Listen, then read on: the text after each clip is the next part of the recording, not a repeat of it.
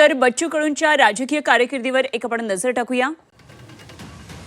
बच्चू कडू आता शिवसेनेमध्ये प्रवेश करतात। त्यांची राजकीय कारकीर्द पहा, आक्रमक आणि कामं करून देणारा नेता अशी ओळख।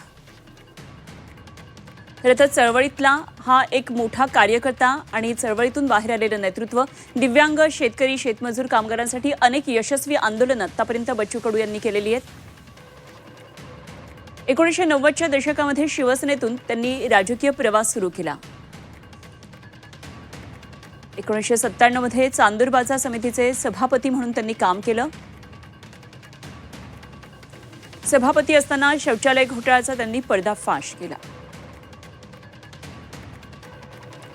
दिव्यांगांना सायकल वाटपासाठी निधी न दिल्यानं शिवसेना नेत्याशी वाद झाला आणि त्यांनी पक्षाला सोडचिठ्ठी दिली।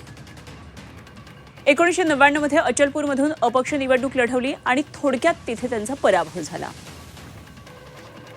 2004 मध्ये लोकसभा निवडणूकही लढवली, तिथेही त्यांचा पराभव झाला।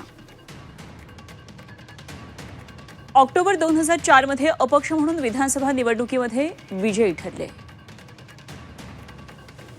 आमदार झाल्यानंतर काही महिन्यांमध्ये प्रहार जनशक्ती संघटनेची त्यांनी स्थापना केली। 2009, 2014 आणि 2019 मध्ये अचलपूरमधून विधानसभेवर ते निवडून गेले। 2019 मध्ये मविया काळामध्ये दिव्यांग मंत्री झाले। शिवसेनेमध्ये फूट पडल्यानंतर कडू शिंदेंसोबत गेले।